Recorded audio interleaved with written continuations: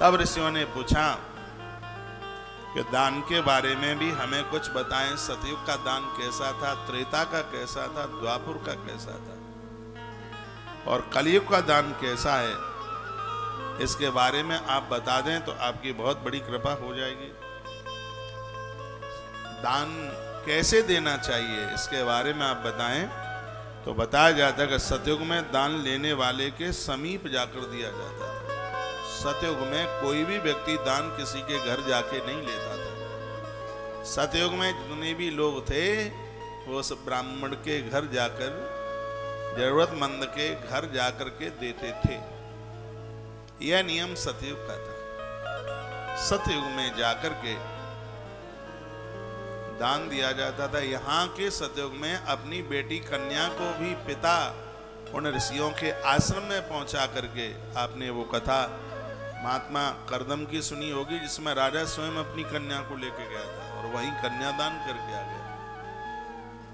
एक नहीं, ऐसे सरयाती राजा की भी कथा आती है।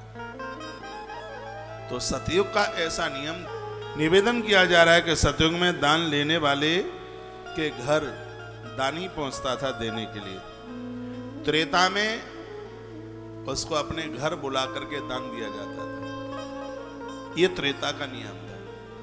सतयुग में तो उसके यहां जाके दान दिया जाता, त्रेता में उसे अपने यहां बुलाया जाता था दान के लिए अपने यहां। जैसे कन्या का भी भांवर पड़ती थी तो बारात लेकर के वो बर का पिता बारात लेके आता था। ये सब त्रेता से आरंभ हुआ था। त्रेता में जिसको दान दिया जाता था उसको अपनी देहली पर, अपने दरवाजे पर बुलाया जाता था। गुर लोगों को भी बुलाया जाता था। और द्वापर में दान लेने वाला अपने आप बिना मांगे द्वार पर आता था। हम एक यज्ञ करा रहे हैं, कुछ दे दो। हम एक मंदिर बनवा रहे हैं, दे दो। हम कोई ये काम कर रहे हैं, ये दे दो। ये द्वापर में लोग, उसने बुलाया नहीं है, अपने आप उसके दरवाजे पर। ध्यान से सुनिएगा, सतयुग में लोग ढूंढते थे कि दान किसको दिया जावे, कहां दिया जावे, किसे दिया जावे, कब दिया जावे, कितना दिया जावे। ये सब सतयुग की प्रणाली थी। महात्मा पराशर बोल रहे हैं, सतयुग को तो कृतयुग कहा गया जिसमें पाप था ही नहीं। और सतयुग में हर व्यक्ति दान लेने को तैयार नहीं होता था, इसलिए ढूंढना पड़ता था। सतयुग में लोग छिपते थे कि हम दान नहीं लेंगे, दान हमारी आंतों को फाड़ देगा, पेट फाड़ देगा। लोग भयभीत होते थे, लोग डरते थे दान लेने से। कोई दान लेने को तैयार नहीं होता था। लोग इतने कृतकृत्य थे, लोग इतने संभ्रांत थे, लोग इतने मेहनती थे।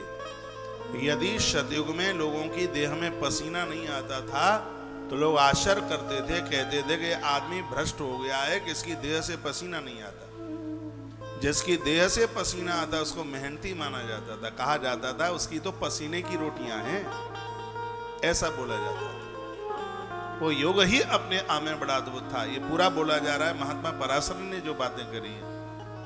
आप 2 दिन से सोच रहे हैं कि पता नहीं पराशर स्मृति में क्या होगा, क्या बताया जाएगा, क्या कहा जाएगा। बड़ा अद्भुत ग्रंथ है।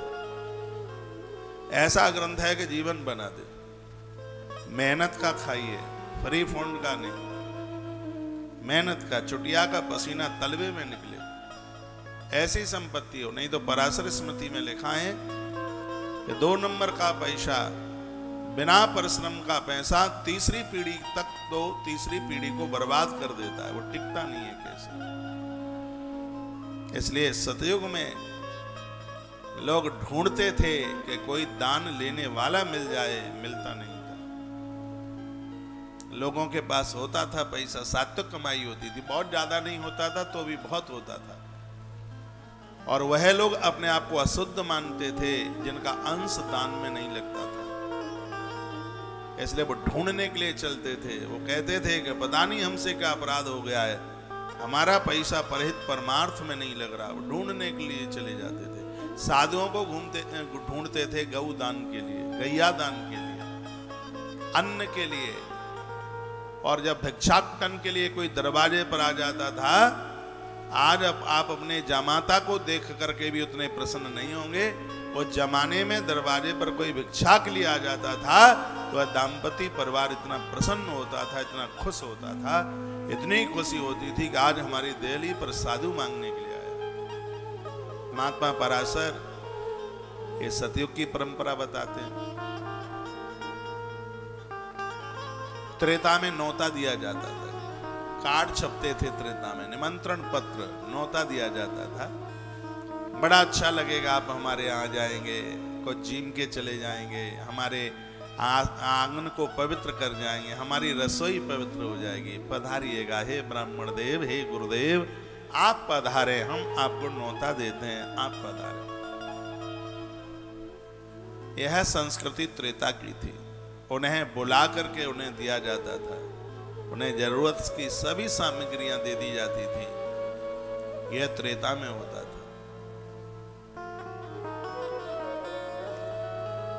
द्वापर में बताया गया है कि बिना बुलाए लोग चले जाते थे, और जो पैसे वाला है, धनवान है, भामाशाह है, उससे मांग लिया जाता था तो द्वापर में मना नहीं करता था कोई। दानवीर कर्ण की कथा आप सुनते हैं। कर्ण के यहाँ रोज बहुत लोग आते थे, सबको सोना बांटता था, स्वर्ण देता था उसे। बुलाया नहीं है, अपने आप आ गया है तो खाली हाथ जाएगा नहीं। पराशर कहते हैं कि धिक्कार कलयुग के लिए।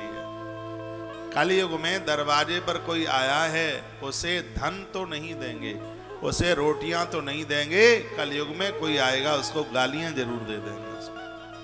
उसको कह देंगे कि खा पी करके हट्टा कट्टा मोटा हो रहा है, तेरे बाप का कर्ज आता है हमारे ऊपर है, जो आता है वही रसीद लेके आ जाता है।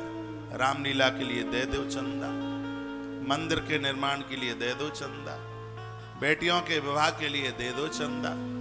तो महात्मा पराशर कहते हैं, हे ऋषियों, ये दुर्भाग्य है कलयुग में कि दरवाजे पर आने वाले व्यक्ति को दिया नहीं जाएगा, उसका अपमान जरूर कर दिया जाएगा। यह कलयुग की स्थिति है। हे ऋषियों, दरवाजे पर जो आया है वो भगवान ही किसी न किसी रूप में चल के आया, लेकिन कलयुग का जो आदमी है वो अपनी परीक्षा में अनुत्तीर्ण हो जाता है, फेल हो जाता है, उसको देने की भावना नहीं होती, और देता भी है तो अपने कल्याण के लिए नहीं देता, वो अपने नाम के लिए देता है। ऐसा बोला है, इसमें ऐसा लिखा है, समझ में आ रहा है? कलयुग का जो जीव है ऋषियों, वो अपने कल्याण के लिए नहीं देता, वह अपने नाम के लिए देता है, समाज में मेरा नाम हो जाए, तो वह बहुत बड़ा दाता है। कलयुग में देने वालों की यह स्थिति है।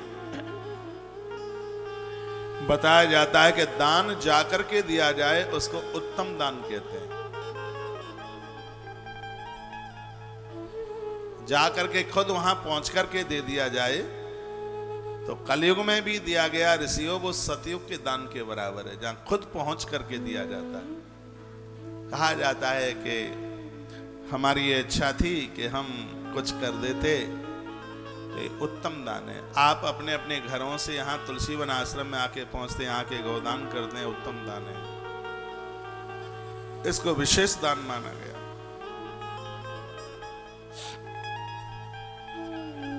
आप खुद वहां पहुंच करके गए, कोई भी यहाँ सेवा आप यहाँ पहुंच करके कर देते हैं, उसको उत्तम दान के नाम से जाना जाता है। खुद चल करके आप गए हैं। सतयुग में यही तो होता था, उसको उत्तम दान के रूप में माना गया है। जहां दान लेने वाले के यहां पहुंचा जाए, वहां जाकर के किया जाए दान, वहां दे करके आए। महर्षि पराशर कहते हैं, ऋषियों, वो उत्तम दान है, उसको सबसे बड़ा दान कहते हैं, और ऐसे दान की महिमा बहुत बड़ी है। जहां स्वयं पहुंच करके दान किया जाता है उसको उत्तम दान कहते हैं। जिन्हें अपने यहां बुलाकर भोजन करा के, तिलक माथे पर करके, आरती करा के उन्हें दान दिया जाता है, हे ऋषियों, वो भी बहुत बड़ा है। पहले वाले से तो नीचे है, लेकिन फिर भी बहुत बड़ा है, उसको मध्यम दान कहते हैं। वह मध्यम दान है। पहला है उत्तम, दूसरा है मध्यम, एक तीसरा और है प्रारंभिक, कहीं उसको अधम भी बोल दिया गया। और वो क्या है? वो ये है कि देने के बाद में फिर मना कर दिया। पहले तो बोल दिया कि हम तुम्हें दे देंगे, फिर कहा अब नहीं है, अब नहीं देते। फिर दिक्कतें हुई, परेशानी हुई, बोलने के बाद ना दिया जाए तो उसके परिणाम विपरीत है। फिर दिक्कतें हुई, फिर परेशानी हुई, पत्नी ने कहा देखो तुमने बोला था और तुमने नहीं दिया, और दे देते तो ये आफतें परेशानियां काहे को आती। मन नहीं था, फिर भी घरवाली की जोर से या दूसरे के जोर से देना पड़ा। ये दान की तीसरी गति है। तो इसके पराशर कहते हैं, जो इसके जो ऊपर वाले हैं दोनों, या तो जा करके दिया जावे या बुला करके दिया जाए, उत्तम और मध्यम, ये विशेष दान है। दान लेने वाले के पास जाकर दान देना उसे उत्तम दान कहते हैं, बुला करके दान देना उसको मध्यम दान कहते हैं। ये इसकी इतनी बड़ी महिमा का वर्णन किया गया। एक बार जयकारा लगाइए बोल भक्त वत्सल भगवान की, श्री हनुमंत बलवंत महाराज की।